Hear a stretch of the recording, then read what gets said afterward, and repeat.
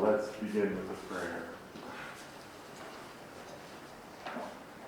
Our dear loving Father in heaven, we praise you for your mercy, calling us together again to worship you and to give you glory. Dear Father, help us to do that daily in our lives and to sing just like your creation, all of it, as the birds sing. Thank you for the privilege to breathe this fresh air, see this changing seasons. Thank you for the frost. Praise you for this opportunity to gather together and be encouraged. In Jesus' name,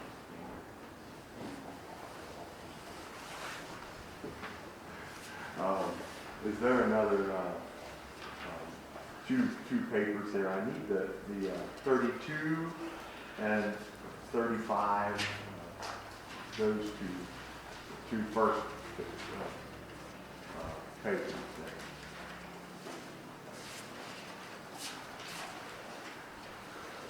there. Okay, so I'd like to try singing this here, and I would like you to notice how the boys and those that are turning into men back there can get these low notes, and you girls can't do it. And then how their voices start to just fade away, coming up here, and you can't do it. And you girls just started selling up there. There's just nothing like the beauty of being able to reach those high notes in a clear manner. Okay, how about we try this here? We're going to start on C here, and we're going to say the letters. See how they're in alphabetical order, and they go up and they stop at G and start over again. Hey Marcus. Go ahead. Can I add something? Yes, please do that. On the pitch pipe, the lowest tone is the C, which coincides with the middle C, right? So it coincides with middle C. Yes. Yes, I think you're right. In actuality, so if you blow that, you're actually hearing the middle C. Okay, so we C right there. C. And then you drop down. Okay, this here was simpler for me to just C right there. C. Okay, here we go. C. Let's go down, boys. Let's go down. Right. C B A G F B.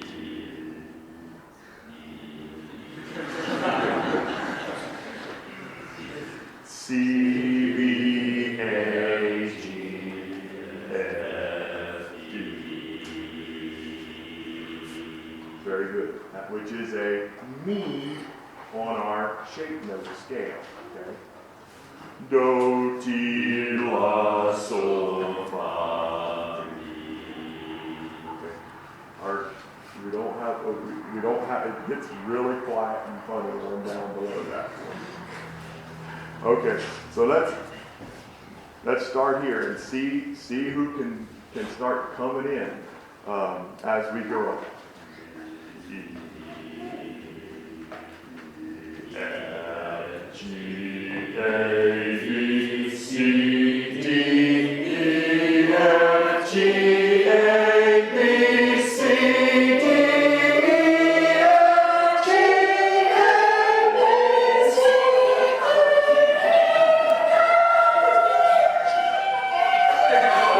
Okay. You see that? How you girls leave us in the dust? As you go up there, your voices start to get natural about right in here. And then you start having to exert yourself a little bit on up here like this. So that's the beauty of harmony. We have ladies' voices up here. We have men's voices down there. And when we men sing up here, we have to sing an octave lower. And you ladies, when you sing down there, my wife sometimes sings high tenor. She'll go an octave higher. on that tenor. So remember our soprano notes, our alto notes, our tenor notes, and our bass notes. That makes sense? All right, well, let's get to singing. Did you understand that on these rests? I'm going to put it back here.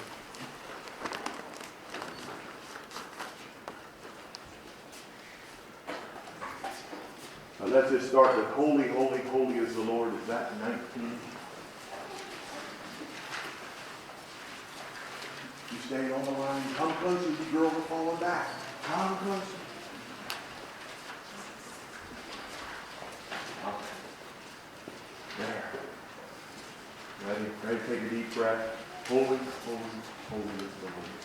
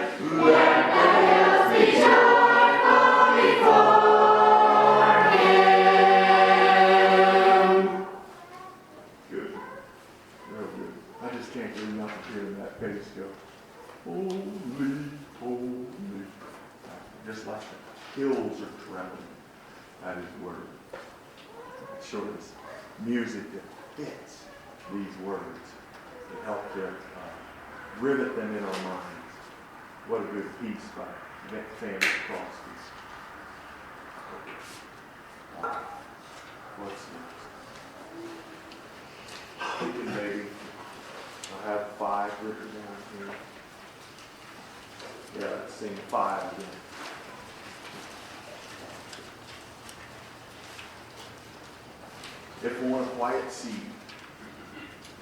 someone give me the key here. What key am I going to blow? E flat. E flat. I have flat there. I still need to give you that little chart about that at the moment. E flat. When you have to have the word flat after that.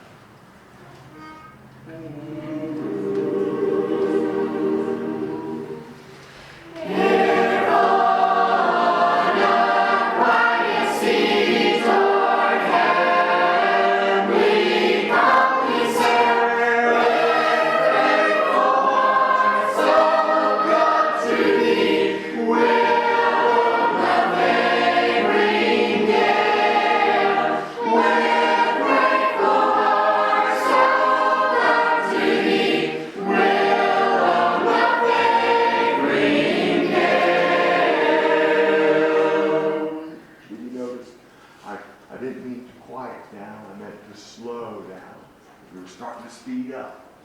kind of watch my hand movements.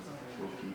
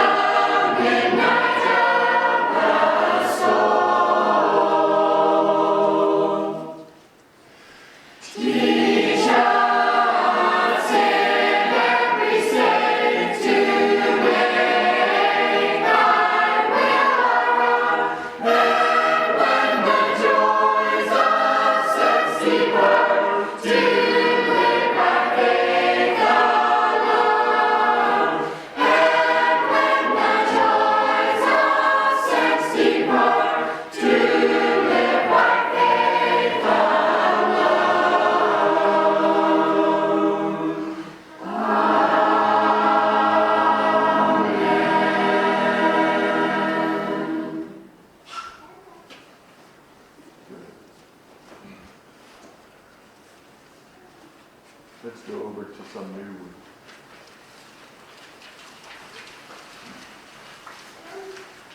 Let's try 32. It's pretty simple. We're going to do our notes. Let's sing our notes first, all on soprano. Let's sing the do, re, mi. It starts with do, mi, re, mi, fa, mi, fa. Okay.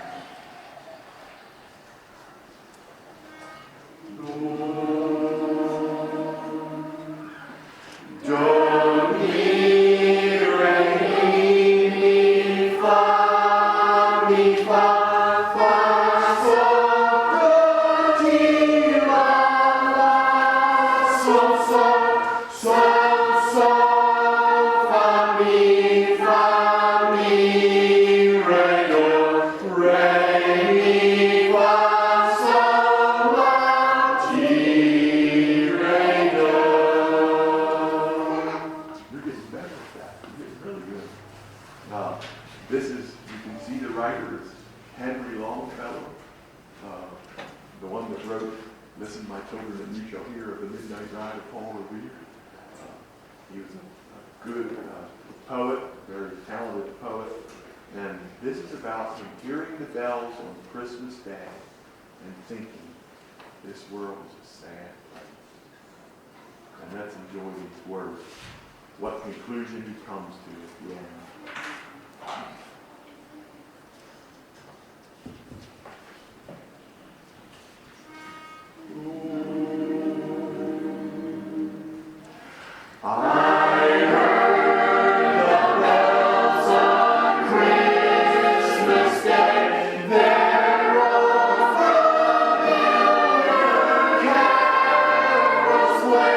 And while we sleep, the words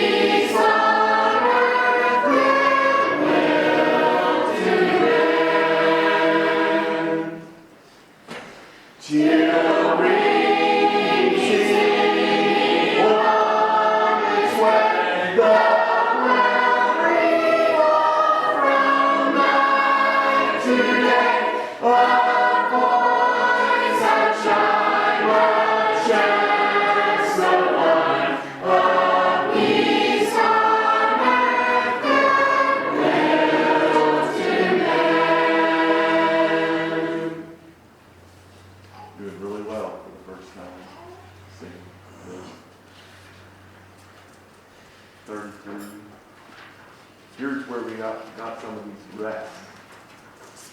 33, hark the glad sound. The Savior comes. You see down on the tenor? See down on the tenor, we have some whole rests there. You see that? See that little, this is like an upside down hat. And the way you remember that is, it holds the whole thing. It's upside down. A hat upside down to hold the whole thing, okay? And then half rest is like a hat. See that? It's above the line. This one is below the line. The whole one, the half rest, which is we be quiet half the time as we would in the full note. It is like a hat. And here we have whole. You see it down here on the second score in the tenor? There's little whole rests there. And that means that our tenor is supposed to just be quiet that whole time. We're going to ask the bass, since those are tiny little notes there, those piano notes, go ahead and hum that. Hum with your mouth closed. Just hum. And get that little slur in there for us. Hark the glad sound. The tenor, it's time for you to just be quiet, observe your rests in that portion right there. And then you come in with a vengeance when it's your turn again, okay? That's the beautiful thing about needing to be quiet a little bit. Don't worry about it, because when you come in, we'll notice. Oh, and it's beautiful.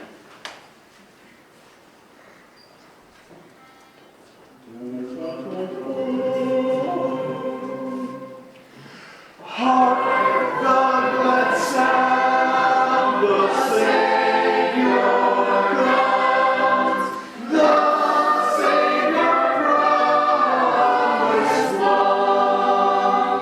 Let every heart prepare the throne, and every voice a song. On in the Spirit largely poured, answers His sacred fire.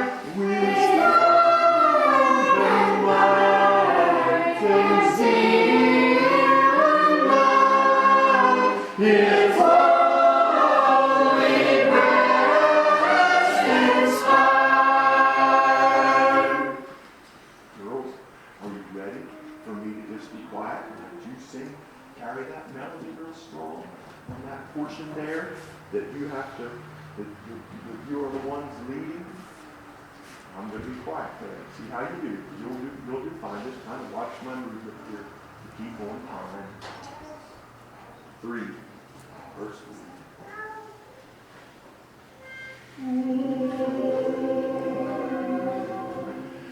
Here comes the prisoner's dreary release.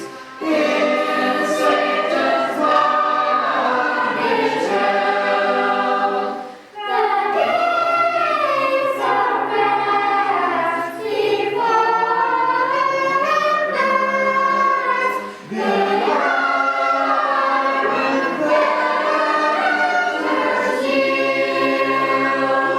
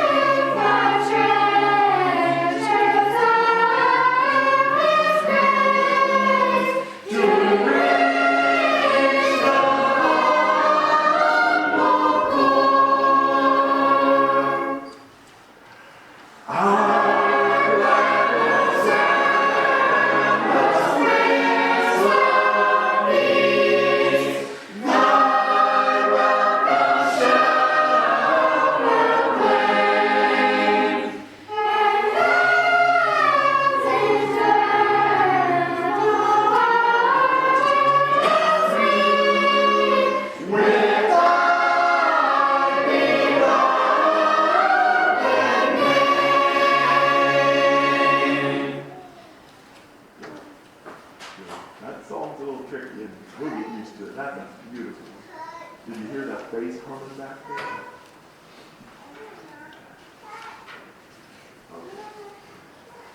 Oh, come on, be faithful. 34. I think we're close with this one.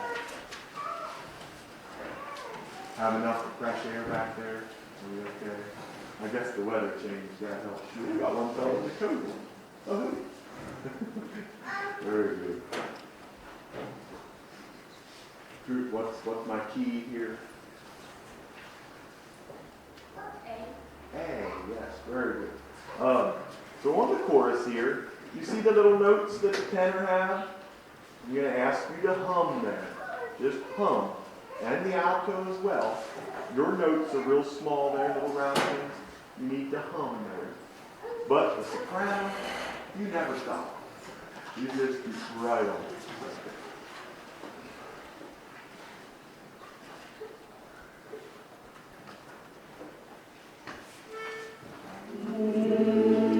One more thing. The bass, did you see a note down there? Did you see a rest down there on the bass? Where I was saying the notes are little for some of you? What rest is that?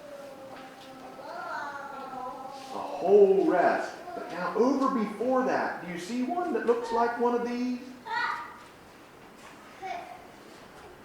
What rest is that? A quarter rest. Okay. That's our bass, being quiet.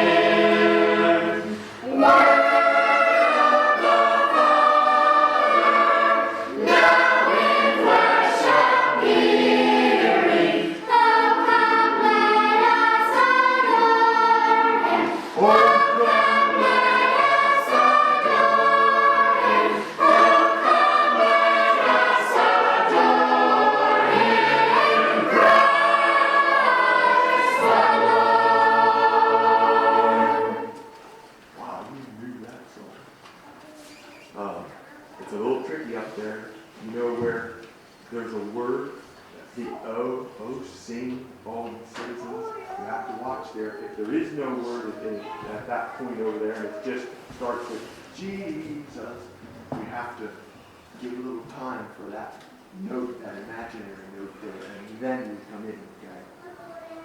So we just close our mouths a little bit until there's a word to sing, right? Okay. We'll get that later. Well, God bless you. Boys, your assignment. For the assignment, we're supposed to say how we could say something about doing what we're supposed to be doing right now. And I thought about how if we're thinking about stuff that has nothing to do with us, or just trying to have everything completely figured out and wearing our minds out, when we're doing that, we often neglect what we're supposed to be doing right then, instead of like Noah, when he was supposed to build the ark. He probably didn't really know exactly what was going on, but he did know what he was supposed to do, and he did it. Yesterday, some of us went to a class in Springfield, automotive class for the service advisors, and one of the points they were really pushing is that, kind of like what Brother David has talked about recently, have a good attitude. That's the first thing we need to work on. When we come in, start the day, you have the choice whether to have a good or a bad attitude, and if you think about it, it's a easy choice, because it's going to make your day better and everybody else around you if you pick to have a good attitude. It's a pretty good lesson. I was in my decision making this week, just pondering. We have busy days and we want to get home and do what we want to do, and we've got so much time to do it, and so you're kind of hectic, and sometimes you get ahead of yourself. But I was thinking, in the process of making these many decisions about, what you need to do around the house, or it's not really spelled out for you. It's up to you, how you manage your time and what you do. And what I was thinking is, how do I know that my decision is a good one, or my attitude's right, or, and I just thought, if my decision is based on love, then it can't be a misleading decision. Whether I'm doing stuff for myself or other people. If I'm tending the garden and I'm taking care of something and I've got love while I'm doing it, then what I'm doing will be profitable. But what I'm saying is, we won't be misled. We won't obsess about anything. We won't ever hurt other people if we always think, am I doing this with love? And I thought, well, what good is anything if there's not love in it? But why would we keep something like that? It's like trash. It's just stuff that clutters our mind, and pride and all that. It leads you down the wrong path. And so, anyway, I'm trying not to use so many words. The way that I can be in the moment and just do the right thing and not be misled is just think, okay, am I doing this? Is this love or is it not? And there's going to be failures. There's going to be tests and situations where it's hard, but in the end, is there love in it? Does it produce what helps other people? Because we're all part of this body. We're all part of a family, or in my case, I'm part of a family and a crew, and you've got to love each other. You've got to be patient. You've got to, and that's a full-time job. So, anyway. I thought of one thing is loving my enemies, and not. It's very easy for me to get a bad attitude against somebody, but I should just love them and let it go, whatever they did to me. I'm working at being more responsible and making sure my job is completely done before leaving. Because a job half done is never done right.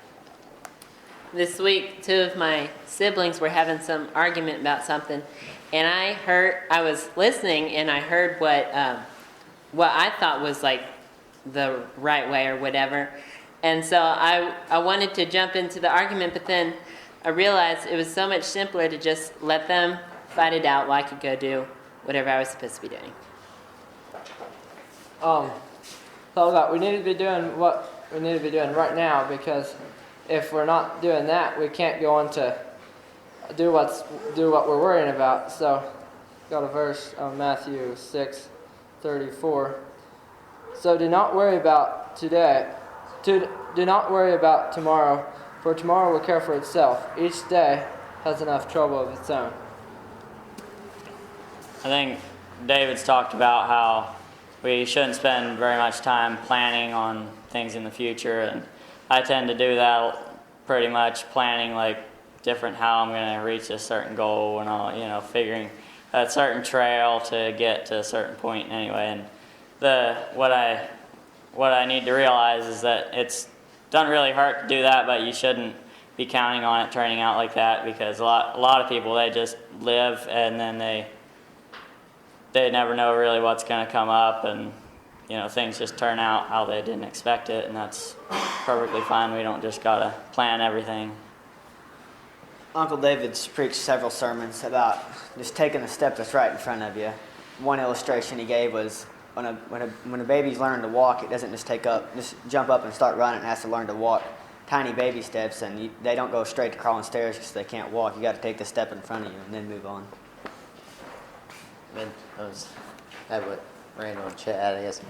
Uncle David's preached several times, just not worrying about the future, stressing out about it. Just God will put it there in front of you. Just take the next step, and He'll do the rest. You just gotta do what you're supposed to do. Stay focused. I need to be a nice, kind boy that's willing to work. Sometimes we start thinking that we should be doing better than what we really are, but it is just simple. We just should do just what we're supposed to do right now. I'm practicing the wisdom that my father taught me. Just to be faithfully, help my dad humbly, and not be too worried about my own things or projects, and to help with the more important things.